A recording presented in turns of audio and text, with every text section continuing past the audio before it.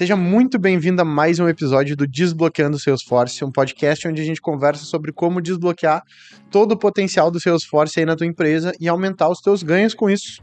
Meu nome é Rafael Dalla, tô aqui com o nosso expert em Salesforce, Ariel Dornelles. E aí, Ariel, belezinha? E aí, Dalla, tudo certo? Tudo uma boa? Bora para mais um episódio, então. Lembrando que o podcast é patrocinado, realizado e idealizado pela SR Consulting, uma consultoria em Salesforce, a maior consultoria em Salesforce do sul do Brasil, inclusive a mais indicada pela Salesforce aqui no sul, né, Ariel? Isso aí. Bora lá. Ariel, o assunto que a gente vai trazer... estamos de volta, né? De volta pro Caldeira, de volta pro Caldeira. Depois de vários podcasts em home studio, agora voltamos pro Caldeira. E, cara, o primeiro assunto que a gente vai falar nessa fase nova do podcast, reconstrução do podcast, é sobre boas práticas de publicação em produção. Como tu sabe, um mero ignorante em Salesforce, eu queria entender o que é esse contexto, pelo menos, de o que são boas práticas em publicação em produção. Beleza. O que é publicação em produção, né? Então, daqui a pouco o pessoal do que ele tá falando, Sim. né? Quando a gente tá num projeto de implementação de Salesforce, a gente tem como... Se for seguir as boas práticas, a gente tá falando de, primeiro, configurar num ambiente controlado, num ambiente de desenvolvimento. Então, eu tenho a sandbox do Salesforce. Um ambiente de validação, né? Desenvolvimento / validação. Quando eu concluo esse meu desenvolvimento, a configuração nesse ambiente, o meu cliente valida com dados fictícios e tudo mais, mas ele valida as regras de negócio, valida todo o comportamento, né? O que ele espera do projeto, se tá ok para ir para o ambiente produtivo, que é onde ele vai ser usado de verdade, eu preciso transportar toda essa configuração, todo esse desenvolvimento para o ambiente produtivo. E aí uma forma prática é com a publicação em produção, né? Porque seria muito trabalhoso eu ter que refazer tudo de novo no ambiente de produção, fora que eu estaria correndo os mesmos riscos de daqui a pouco eu ter um bug, alguma coisa, então eu teria que testar tudo de novo em produção. Entendi. Sabe? Então uma forma interessante de dizer é, eu tenho um ambiente de desenvolvimento, onde eu faço as configurações, né? O time aqui do projeto implementa o que o cliente quer. Eu faço testes locais aqui, então o time de projeto vai fazer testes e tudo mais, garantir a funcionalidade. E aí vai empacotar isso. Então, esse código não vai mudar mais. Depois que do desenvolvimento tá ok, eu empacoto isso. Realmente é um pacote que chama, literalmente, um pacote de produção, que eu mando para o ambiente de validação. Então, eu garanto que o código ele tá intacto. Eu não tive mudanças de um ambiente para outro. Então, eu mando para o ambiente de homologação, aplico lá, o cliente valida e de lá eu crio um novo pacote para produção. Então, o que é diferente de, por exemplo, eu vou criar um campo novo numa tela. Aí eu criei no ambiente de desenvolvimento. Beleza, agora vamos fazer no de homologação. Se eu não tivesse esse pacote, eu teria que fazer esse campo de novo lá. E aí daqui a pouco, o que garante de que o campo tá com o nome ABC no desenvolvimento e eu criei ali ABCD no ambiente de homologação e no de produção um outro nome, porque eu não garanto a consistência porque eu não empacotei esse dado, tipo, numa release oficial, entendeu? Então, essa prática que a gente fala de governança, publicação, ela tá dentro da governança de sistemas, né? Então, é super importante. Esse exemplo que eu dei, ele é meio trivial, mas se tu for ver na realidade da empresa no dia a dia, eu tô falando de uma implementação de 500 artefatos.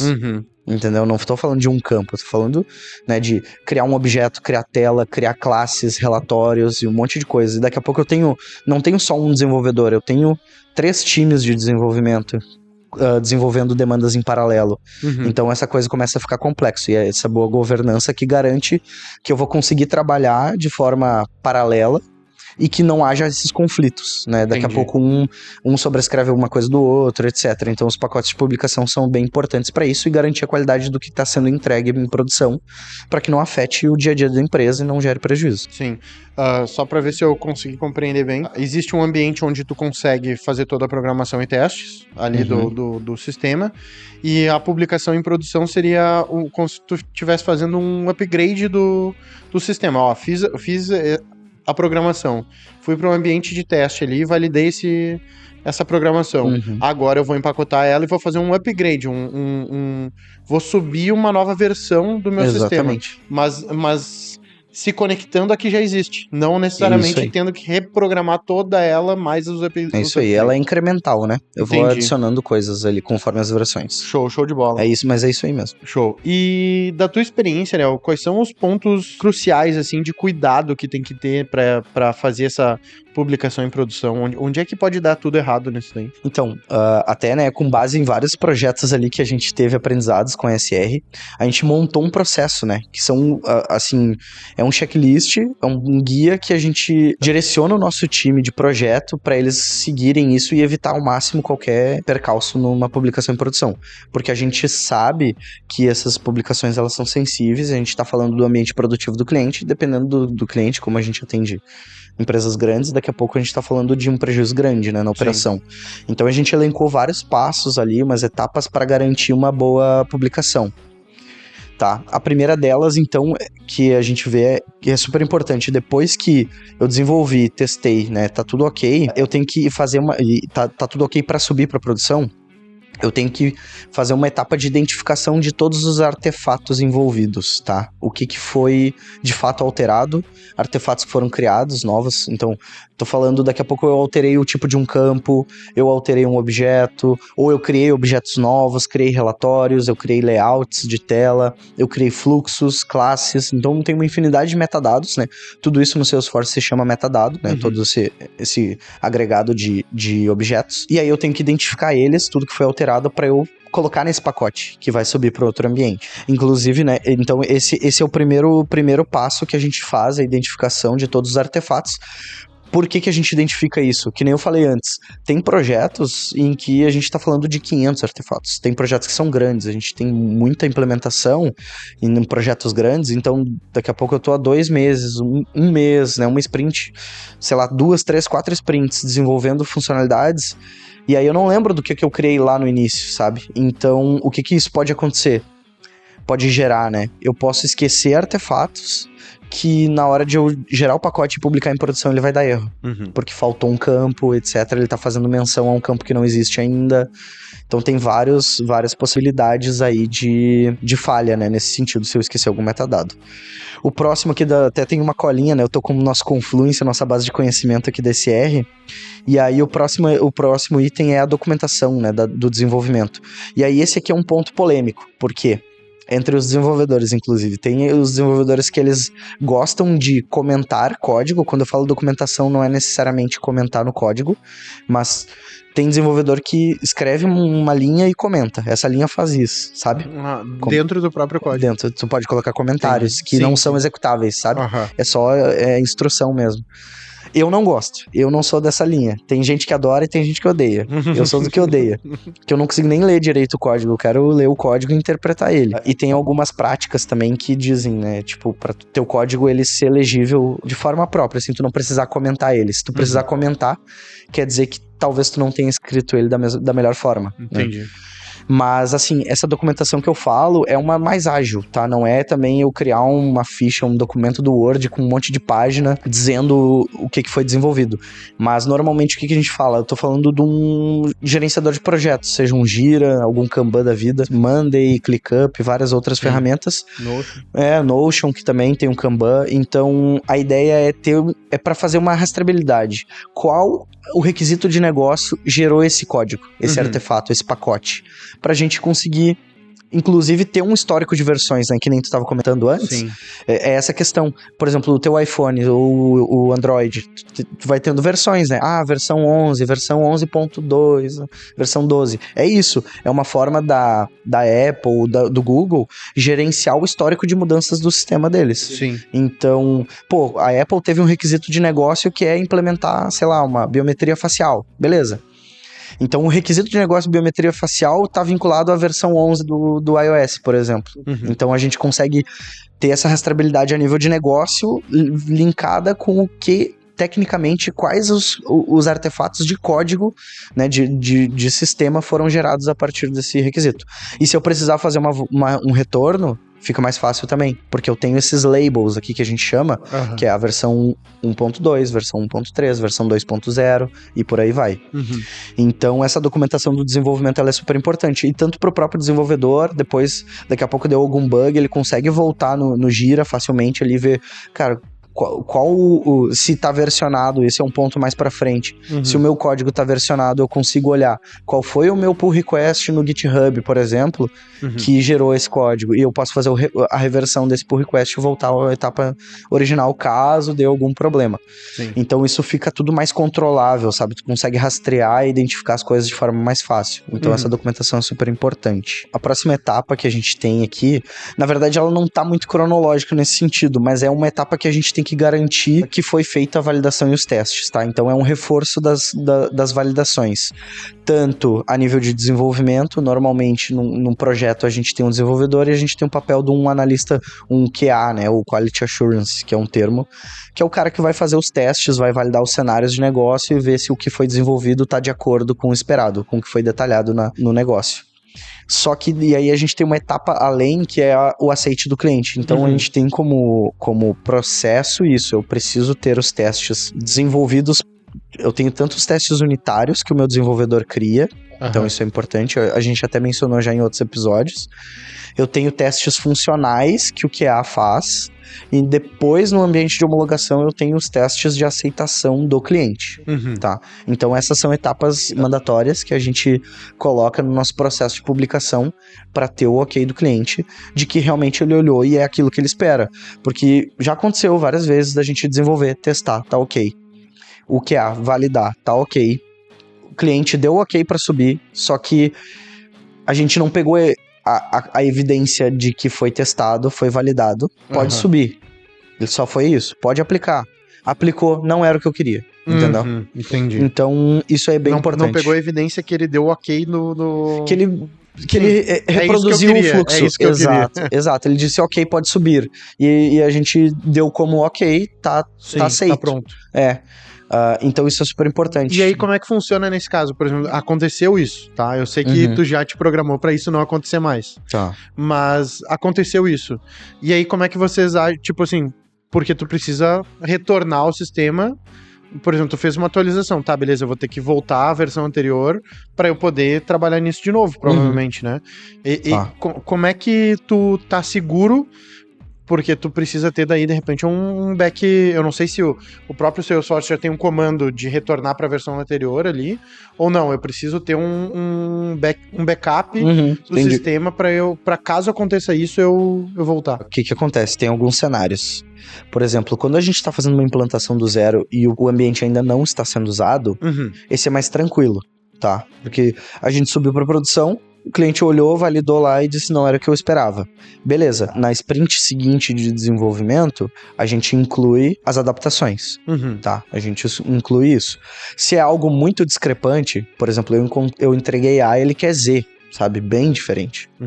A gente tem que calcular o esforço para chegar até Z, e isso pode impactar no cronograma do projeto. Então a gente alinha isso certinho com o cliente. Sim. Mas esse é menos traumático. Agora, o ambiente já está sendo usado em produção e daqui a pouco isso é considerado um bug, tipo, não que seja uma falha de sistemas que tá dando um erro na cara, assim, sabe, mas, cara, eu precisava que quando eu clicasse nesse botão ele fosse pra direita e não pra esquerda. Na esquerda não funciona, o meu processo trava.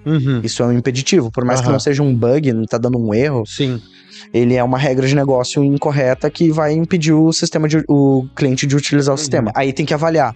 Pô, a gente volta, aí tem a questão do rollback, esse é o termo, fazer um rollback de versão, né? E trabalha na correção, ou então a gente já trabalha num fix emergencial e já corrige, entendeu? Porque tem fix que é, cara, que nem eu falei, depende do esforço.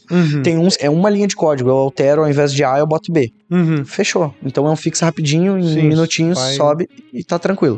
Agora, não, isso aqui eu preciso de um dia de desenvolvimento, mas aí o cliente diz, o meu time não pode ficar parado um dia. Beleza, vamos fazer um rollback. Entendi. Entendeu? E o rollback... A SR tem que estar preparada para esse rollback ou o sistema já é preparado para isso? Os dois, né? Os dois. O sistema é preparado, então o gerenciador... E aí tem algumas formas, tá? Daí esse é o ponto que eu tava falando, mas que ter mais pra frente, tem algumas formas de fazer publicação em produção, tá? Uma mais manual e um pouquinho mais arcaica, mas não no sentido, não entenda no sentido pejorativo, mas que é uma funcionalidade mais antiga, é utilizar os chainsets do Salesforce. É tudo visual. Você vai lá no teu ambiente de desenvolvimento, cria um novo chainset, manda pro ambiente de homologação. E clica nos artefatos que tu quer mandar, entendeu? Então, objeto, campo, layout, etc. Criei o meu pacotinho lá, mandei pra homologação. Entro no de homologação, valido e aplico. E aí pode testar. Tá, esse é o formato mais braçal. O outro é com DevOps. DevOps é um assunto, inclusive, que eu acho que vai sair um outro podcast sobre isso, que é um assunto que tá bem alta. Na verdade, no mundo do desenvolvimento, ele já é bem trivial. É um mandatório para quase todas as empresas. Hoje em dia, ele já tá bem adotado. Só que no ecossistema Salesforce, eu vejo que ele tá um pouco atrás, assim. A gente vê muitas empresas ainda nesse modelo mais braçal de deploy. E a gente já teve pelo menos uns 4 ou 5 cases dentro da SR de transformação de deploy manual para DevOps, processo deploy automatizado. Tem muitos benefícios, então é um episódio que eu quero aprofundar depois. Então tem esses dois formatos. No formato do DevOps, o desenvolvedor vai fazendo o desenvolvimento, versiona isso num versionador de código, manda para automação lá pro DevOps e ele empacota e aplica no outro ambiente automático. E nesse formato do DevOps é muito fácil eu fazer rollback. Porque no meu versionador de código, eu basicamente, como eu tenho as tags, as versões, essa é 1.1, essa é 1.2, eu consigo voltar no meu versionador para 1.2 e mandar pra minha automação de DevOps para publicar. Então eu tava na 1. Por exemplo, publiquei hoje em 1.3. Deu problema, vamos ter que fazer rollback. Beleza. Eu vou lá no meu versionador, volto para 1.2, aplico, e aí a automação já vai pegar o código anterior e aplicar de novo. Entendi. E aí voltou. Show. No chainset ele é um pouquinho diferente, daí eu tenho que pegar, montar um novo pacote de rollback e subir. Entendeu? Entendi. Ou fazer um backup do arquivo e depois mandar um pacote de rollback. Entendi. O versionador seria a melhor opção, na verdade. Seria, com certeza. Porque daí o outro, ele tá dependendo dos processos humanos. No versionador, eu tô com um algoritmo ali, eu tô com um software, a tecnologia me ajudando com isso. Só pra eu entender, o versionador é uma opção da SR usar, por exemplo, que eu digo assim, não a SR em si, mas quem tá fazendo essa implementação ali, fazendo esse upgrade ali do sistema, ele precisa ter um versionador ou o próprio Salesforce já tem o versionador? Não, precisa usar um versionador. Precisa ter sim. Tipo, a segurança é da empresa que tá executando. Normalmente os nossos clientes, assim, a maioria deles já tem, né? Porque tem uma maturidade de tecnologia, mas tem alguns que não tem mesmo. A gente, como processo dentro da SR, a gente versiona tudo, tá? Mesmo o cliente não tendo, a gente versiona por garantia, porque a gente quer... E sobre isso a gente tá no controle, entendeu? Eu consigo... Cara, deu algum problema, tem que reverter, a gente tem esse backup, sabe? E os versionadores, eles são gratuitos, né? Então, tem versões gratuitas ali, o mais comum é o GitHub, né? Muito utilizado. Ele tem a versão gratuita e tem a versão paga, né? Daí tu consegue fazer, por exemplo, o DevOps dentro do GitHub, só que daí tu tem que ter uma licença paga ali, né? Entendi. Contratada. Antes do próximo passo, tem um parênteses bem importante, que é até uma dica e algo importante mesmo de se fazer, tá? Porque tanto no DevOps quanto no via chainset, é muito importante a gente saber elencar se eu tenho passos manuais para serem feitos antes e depois de aplicar o pacote, né? Por quê? Vou explicar isso. Por exemplo, tem algumas peculiaridades da Salesforce. Daqui a pouco eu quero remover algum objeto, algum metadado, alguma coisa, só que ele tem um vínculo, ele tá sendo utilizado em outra tela ou por algum outro registro. Então eu tenho, às vezes, algumas etapas manuais. Então, por exemplo, desativar algum recurso antes de excluir. Então ainda tem alguns pontos, né? Por mais que tu use e vá pelo caminho do DevOps, que vai matar 99% do teu trabalho manual, ainda eventualmente tem algumas etapas. Então, eu quero remover um valor de um pick list, de um campo pick list. E aí eu tenho registros no base de dados que usam esse valor, eu tenho que ir lá manualmente dizer para ele substituir por um outro valor, né? Ou apagar aquele valor. Então tem algumas coisas manuais. Então isso é super importante. Identificar tudo o que tem que ser feito manual, e daí a gente chama pré e pós-deploy. Então, para notificar. E aí tem clientes que, assim, a gente, como consultoria, aplica em produção, e tem clientes que eles mas tem a TI interna deles que aplicam. Então a gente tem que mandar um documento de guia passo a passo para aplicar o deploy. Então, é por isso que é importante de ter isso tudo mapeado, porque daí nem sempre o cara que tá aplicando a versão é o cara que desenvolveu. E aí ele não tem o detalhe, o contexto daquela demanda. Entendi. Então, por isso que é importante estar documentado. E aí, quando tem esses cenários, a gente manda, antes de aplicar o pacote, tem que executar essa etapa, e aí é bem didático, assim, vai no botão tal, clica lá, executa, faz isso e aquilo. Pré-deploy. Aí, aplicou o pacote, pós-deploy. Reativa, por exemplo, sabe? Pré-deploy é inativar um valor, porque eu vou mexer em alguma coisa, e aí a Salesforce tem a peculiaridade, daqui a pouco deu. Eu tenho um registro ativo que tá usando ele, então não pode alterar. Beleza, então eu tenho que inativar, alterar e depois reativar. Entendi. Então eu tenho uma etapa pré-deploy, altera, pós-deploy. E aí, no próxima etapa do checklist é a notificação dos interessados. Isso é muito importante. Às vezes parece algo meio trivial, mas em muitos projetos a gente vê que às vezes não tem essa comunicação. E aí, foi feito o pacote, foi feita a publicação, daqui a pouco começou a dar problema no outro dia, o cara não sabe, mas subiu versão? Então esse alinhamento é super importante. Saber quem são os interessados direto, essa demanda tá indo pra quem? Pra área do comercial? Beleza, aciona o líder comercial, né? Combina o jogo. E aí, o mais recomendado, inclusive, é tu ter um padrão de release, né? Por exemplo, subiu a versão X, né? Deu tudo certo ou não, né? Fizemos rollback até também nesse cenário pra gente conseguir notificar tudo. O time pra galera se preparar e também conseguir ficar atenta pra reportar qualquer comportamento estranho, né? Que for acontecer pós a subida da versão. Ainda ali sobre a próxima etapa da notificação, né? Dependendo da complexidade, normalmente, em 100% dos casos é recomendável ter alguém com acesso à produção para validar a versão. Então, logo após publicado, né? Então, subiu a versão, a gente ter alguém de negócio do cliente ali que saiba as operações, os fluxos envolvidos ali naquela versão, para daí eles validarem e dar o de acordo com em ambiente produtivo mesmo, que tá tudo certo. Aí é o melhor de todos os cenários. Exato. Daí a gente consegue fazer a notificação e tudo mais e dizer que tá tudo certinho e partir para a próxima etapa, que depois é o acompanhamento pós-deploy, né? É super importante, depois que alinhar com o time do projeto, que quanto à subida em produção, para que o time já fique alerta nos próximos dias, horas ali que está sendo utilizado, consumido o sistema com a nova versão, para caso dê algum problema, alguma coisa, o time já está atuante ali, né? Já está disponível para atuar em possíveis correções e tudo mais, caso venha a ter algum tipo de problema. Oriel, e tu não chegou a falar, mas me bateu um pouco aqui, porque eu sou oriundo do mercado imobiliário, já estou habituado com CRM, mas não com Salesforce. Mas uma coisa é o seguinte, por exemplo, eventualmente vem uma atualização, né? E a gente tem ali normalmente perfis de usuários, gerente, coordenador, no meu caso lá, corretor, né? Mas um vendedor, alguma coisa assim. E quando a gente faz esse tipo de upgrade e essa questão de versionamento ali, existe algum cuidado extra que tem que ter com isso? Ou se caso precise ter algum rollback, tem algum detalhe sobre isso? Ou não? Boa. Cara, esse é um assunto sempre bem complexo e bem polêmico, essa dos perfis, tá? Porque, inclusive, dentro dos nossos clientes, a gente tem cenários diferentes de gestão de perfis. Por que eu falo isso? E assim, a minha recomendação é a gente entender o que fica melhor para cada cenário de cada cliente. Porque, assim, tem clientes em que a gente não versiona. A maioria dos clientes a gente usa o versionador e DevOps, tá? E aí tem casos de clientes em que, mesmo com DevOps, a gente não versiona perfis. Porque dá muitos problemas. Por quê? No versionamento, nesse caso, deram muitos problemas. Às vezes, como eu tenho sandbox, tem um outro conceito que a gente não falou, mas também não vou aprofundar muito, que é Scratch.org. Que é uma espécie de sandbox que tu consegue subir uma nova na hora e derrubar ela na hora também. É bem voltado a DevOps mesmo. E a gente consegue desenvolver ali dentro dela, de uma Scratch.org. Então, é quase como se fosse uma sandbox. E eu tenho, então, Scratch.org, sandbox e ambientes de produção.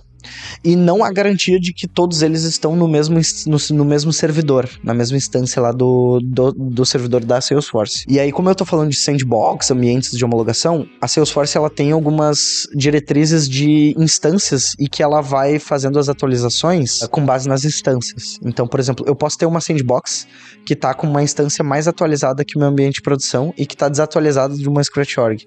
Então eu tenho essas diferenças de versões da própria Salesforce. E aí, quando a gente subia os perfis, constantemente dava esse problema por diferentes versões. Então eu tava numa Scratch Org e eu ia aplicar numa sandbox e elas estavam incompatíveis.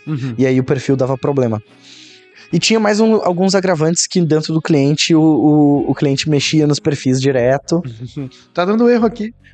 Mexia direto nos perfis, aí a gente subia uma nova versão, e aí chegava aquele, mas voltou, eu tinha mexido, sabe? Ah, entendi. Então tem vários aspectos. Sim, ali, várias nuances ali, não.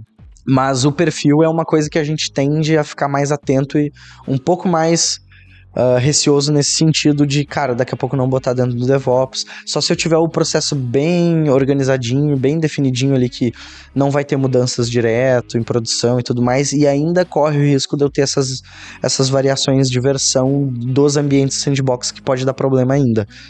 Então esse é um assunto bem polêmico, mas que a gente tende a olhar com calma ali e partir para um cenário mais controle manual nos perfis, até porque normalmente é um número pequeno de perfis que tem, assim, não tem um número gigantesco, 50, 40 perfis, normalmente são 5, 6. Aí acaba fazendo na mão. E daí fica mais controlado ali, sabe? Entendi.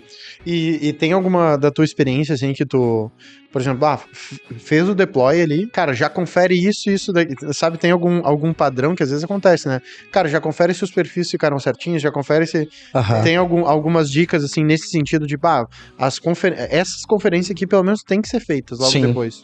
Isso daí a gente faz naquela documentação que eu falei. Então eu tenho, assim, eu tenho campo novo, eu tenho objeto novo que está sendo criado. No documento ele diz ali qual o nível de acesso que os perfis vão poder ter. Então a gente tem assim, eu tô criando um campo data de nascimento no account, lá no registro de cliente. Beleza. Que perfil pode escrever nele, que perfil pode ver esse campo, entendeu? Que perfil pode excluir, editar. Sim, daí tudo já passa na documentação. Exato. E aí quem tá aplicando a publicação e tá aplicando os perfis, ele vai lá e vai dizer, o perfil X pode ler e escrever, o perfil Y pode só ler, o perfil Z ele não pode nem ler nem escrever. Entendeu? Entendi. Oriel, vamos lá. Olha só, a gente tá com um tempo meio apertado aqui do podcast, mas tem 3 perguntas ainda que estavam anotadas aqui que eu acho que são válidas serem feitas, tá? Então vou te pedir pra ser um pouco mais sucinto na resposta, em respeito ao nosso ouvinte. Sim ou não? Sim ou não. Cara, sobre a questão dos desafios de documentar todas as alterações ali de forma detalhada, isso pode ser visto como um processo burocrático demais, na tua opinião? Com certeza. Assim... Próximo, então. Não, tô brincando. Pode, e por isso que eu comentei sobre não usar um Word, não fazer um TCC disso. Sim, um livro. Qual é a ideia? No momento que a empresa usa gestão ágil, a gente já tem algumas etapas. Então, por exemplo, cara, antes da história de usuário, eu tô usando termos já do ágil, do Scrum. Quando a história entra para sprint para ser desenvolvida, ela já foi refinada. O que é refinar? É escrever os requisitos de negócio. Eu preciso que quando eu clique no botão converter dentro do lead, ele me gere uma venda, uma oportunidade, alguma coisa assim. Então eu tenho os requisitos de negócio. Ali, então eu tenho o que o negócio espera. A partir daquilo, eu consigo vincular dentro do... Por isso que eu falo dessa ferramenta de gestão de projetos. Eu consigo vincular agora o técnico, junto com a regra de negócio.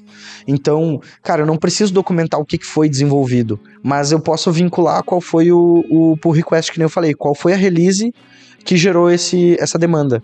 E ali eu tenho o código implementado, eu tenho os testes que foram realizados, daqui a pouco eu tenho o QA que fez a validação, ele tem as evidências do teste ali, que foi tudo ok. Isso pode ser um pouco burocrático? Pode. Ainda não é que nem a documentação formal do Cascata que a gente tem, que ela é extremamente burocrática. Aquilo realmente, no dia a dia, a gente não vai conseguir manter na correria ali, na pressão das entregas.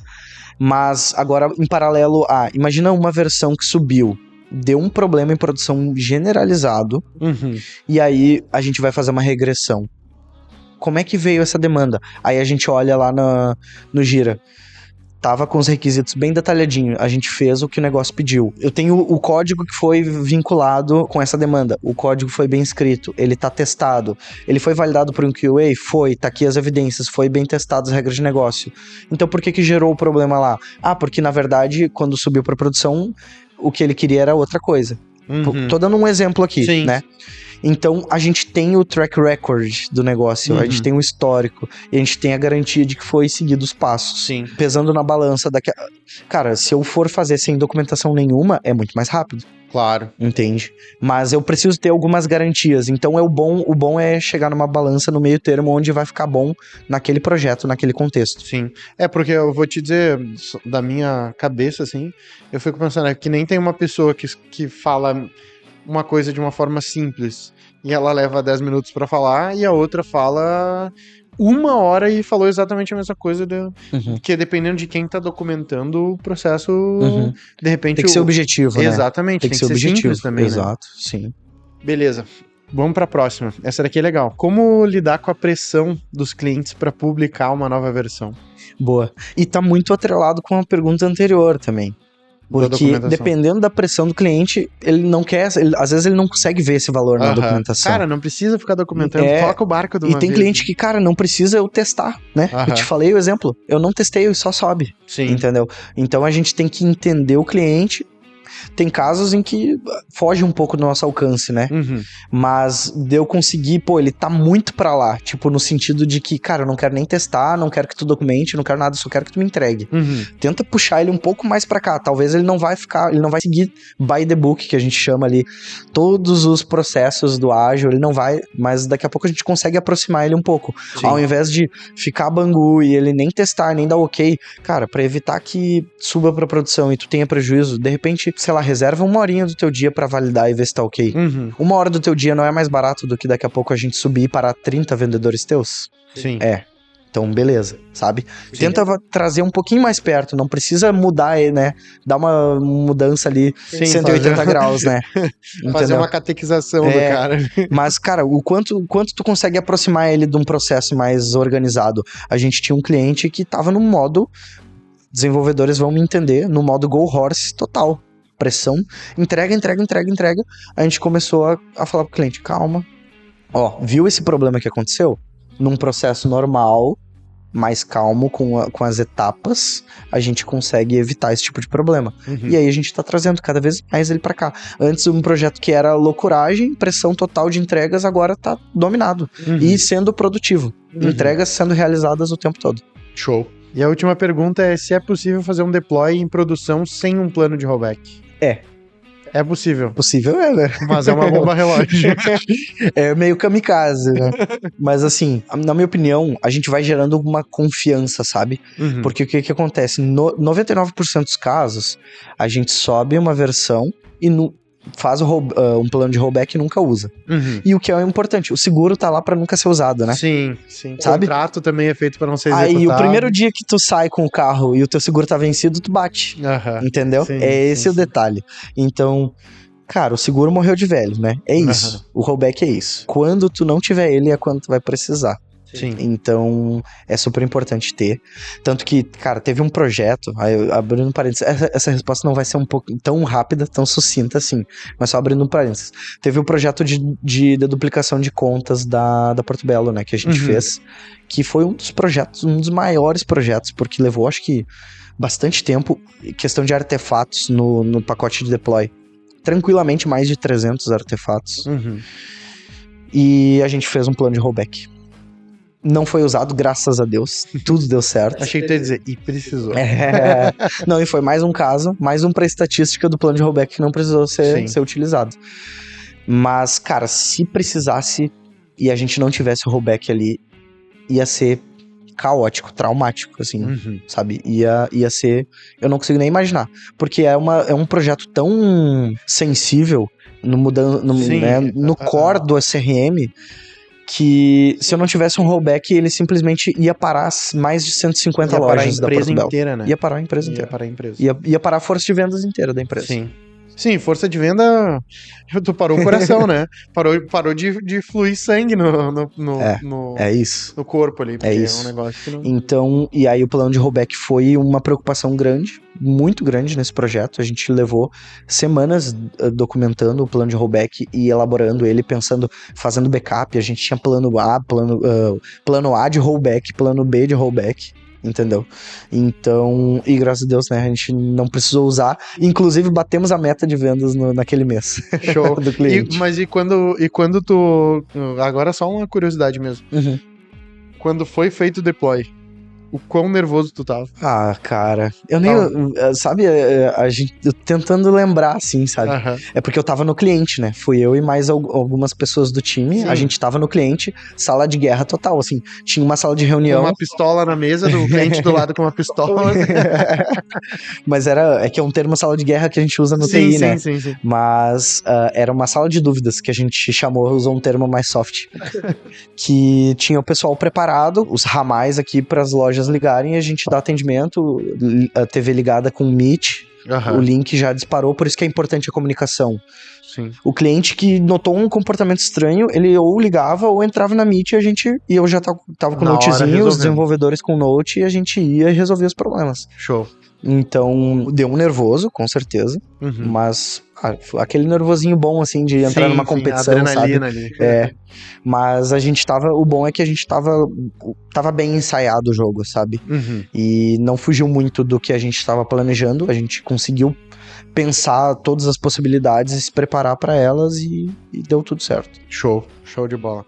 Ariel, acho que isso aí tem algum outro ponto que tu acha que faltou a gente falar, conversar? Cara, eu acho que não, porque a gente trouxe bastante coisa, Sim. mas fica o convite aí pro pessoal, daqui a pouco, quais são os seus maiores receios na hora de publicar, ou quais são as piores experiências que eles tiveram, pra daqui a pouco a gente, com base nisso, o que daria pra fazer, né? Que, óbvio, né? A gente não é o dono da verdade, mas daqui a pouco, o que a gente faria naquela situação, né? Sim. Então, trazer outros exemplos, né? O pessoal aí que teve algum trauma aí de deploy, traz pra gente aí, vamos falar isso. Alguém que rodou sem o rollback, ele...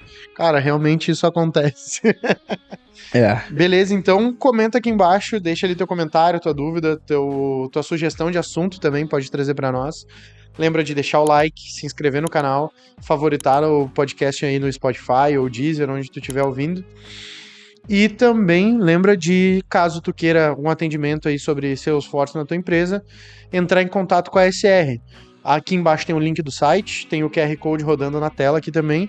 E se quiser ir na rede social da SR, e o site também é a mesma coisa, né, que é a rede social. Manda brasa aí as tuas redes e a rede social do Boa. SR. Se quiser seguir aí a SR, a gente gera conteúdo lá no LinkedIn, Instagram, srconsulting.io. E o site também, srconsult.io. Se quiser me seguir, é @ArielDornelles e Ariel Dornelles no LinkedIn. Fechado. Então é isso aí, um abração e até o próximo episódio. Valeu!